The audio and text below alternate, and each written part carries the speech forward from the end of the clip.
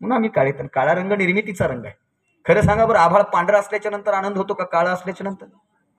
पांढरा आभाळ बघून कोणाला आनंद होत नाही. तुमच्या गावातलं एखादं पांढरा आभाळ बघून म्हणा, wow very beautiful, today's nature is very sweet, what is the climate bro. समजायचं हे डोक्यावर पडलं, याचे चाराने हरवले, याला कुत्र बित्र चावले. पांढरा आभाळ स्नॅप काढेपुरतं, इन्स्टाला स्टोरी ठेवण्यापुरतं बरं दिसतं. पण पांढऱ्या आभाळामध्ये काळी ढग दाटून आली ना की आनंद झाल्याशिवाय राहत नाही. कारण काळी ढग आली म्हणजे आता पाऊस येणार आणि माझ्या बापाची काळी जमीन हिरवीगार होणार. हा आशावाद फक्त काळ्या रंगाच्या ठिकाणी आहे. दुसरी गोष्ट सांगतो, काळ्या रंगाबद्दल लोक चांगलं बोलतात. माझ्या लहानपणी एक गाणं होतं, ते गाणं मला फार आवडायचं, गोरे रंग पे नाही इतना गुमान कर गोरा रंग तो दिन में ढल जाएगा.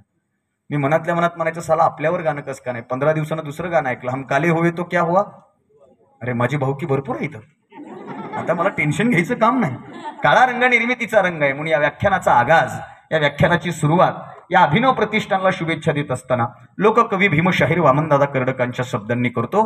वामनदादांनी फार गोड लिहिले साहेब. 11 वर्षापूर्वी सुरू झालेली परंपरा आणि इथून पुढे टिकणारी परंपरा आणि या व्याख्यानाचा आगाज या 4 ओळींनी करतो. मी आलो ना तेव्हा तुम्ही एक श्लोक लावला होता, शुभम करोती कल्याणम, बरोबर आहे का? फार गोड नाही, लावू नका. लावला होता ना तुम्ही, लावला होता. आपल्याला दिवा लावण्याचं कळतं, बरोबर आहे का नाही? आपण दिवा लावतो संध्याकाळी, देवघरामध्ये दिवा लावतो, तुळशी वृंदावनामध्ये दिवा लावतो, शुभम करोती कल्याणम म्हणतो, किंवा दिव्या दिव्या दीपककार कानी कुंडल मोतीहार असं म्हणून तो दिवा लावतो. पण खरं सांगा बरं, त्या दिव्याचा उजेड पडतो का? नाही पडत. त्या दिव्यानं दिवळी काळी होते पण उजेड पडत नाही. तिथं दिवा लावणं सोपं आहे. मी जबाबदारपूर्वक बोलेल, मी एक महाराज आहे तरी पण बोलेल, एक जबाबदारपूर्वक विधान करेल की तुळशी वृंदावनामध्ये देवघरामध्ये दिवा लावणं अत्यंत सोपं आहे. दिवा लावावा ना तर तो ऊन वादळ वाऱ्याच्या विरोधात दिवा लावावा. आणि 11 वर्षापूर्वी तुम्ही या व्याख्यानमालेच्या निमित्तानं भोवतालच्या परिसरामध्ये जेव्हा अवैचारिकतेचा प्रवाह वाहत होता ना, तेव्हा वैचारिकतेचा हा दिवा लावला. त्याबद्दल तुम्हा सर्व अभिनय प्रतिष्ठानला मी सॅल्यूट करतो आणि वामनदादा कर्डकांच्या शब्दामध्ये तुम्हाला शुभेच्छा देतो. वामनदादा कर्डकांनी इतकं गोड लिहिलं, थोडासा गाण्याचा प्रयत्न करतो. गात असताना थोडा इको आणि बेस द्या. बघा फार गोड आहे. काळ्या धरणी वरले काळे,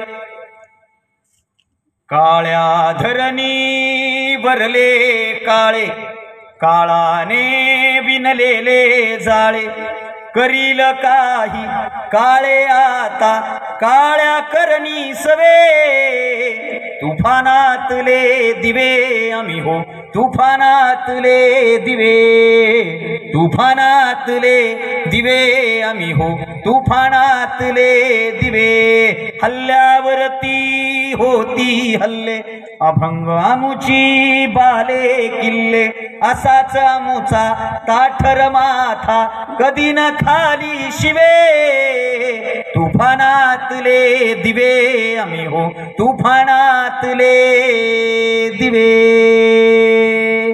दिवा व्हायचंय वाजवायच्या असल्या तर इमानदारीने वाजवा. असं मिस कॉल हल्ल्यावर टॉक टाइम चॅम्पियन करू नका. आता तर सुरू झालंय, वाजवा जोरात. तरी पाठी मागले म्हणले आम्ही पुढच्या टायमाला वाजवू. ते म्हणले आता ह्या डावात आपल्याला गृहीत धरायचं नाही, काही अडचण नाही, आपापल्या सोयीनं वाजवा. कारण सांगू का कशामुळे टाळ्या वाजवायच्या असतात? त्याचा एक नियम आहे. तुमची टाळ्यांची दाद ही आम्हा बोलणाऱ्याची जायदाद असते, जायदाद साहेब. दुसरी जायदाद पाठीमागं नसते.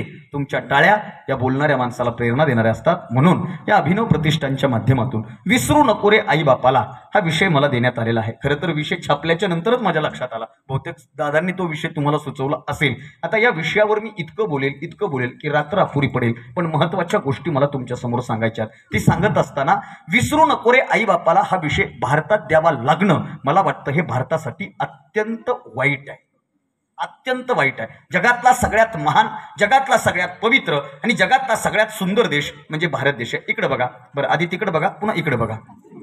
हे असंच होतं. मी महत्वाचं बोलून जातो आणि आपलं लक्ष, गाडी इथं कुणी लावली असेल, आता त्याला पुढे गाडी ढकलता येईल का? असंच होतं. 11 वर्ष झालं व्याख्याते येतात, पैसे घेतात, घरी जातात, सकाळी झाडून काढताना चर्चा, कसं झालं व्याख्यान? 1 नंबर. काय सांगितलं की बा ते तसं होऊ नये म्हणून जरा माझ्याकडे कान मन डोळे देऊन ऐका. मी जे बोलतोय ना फार दुरून आलोय. मी जवळजवळ 750 किलोमीटरचा प्रवास करून मी आलोय. दुसरी एक विनंती करतो, जरा फ्रेश बसा बरं. तुम्हाला काही ताण आहे का? आई आहे का ताण? मला सांगा. असला तर मला सांगा, मी जाताना डबल करतो.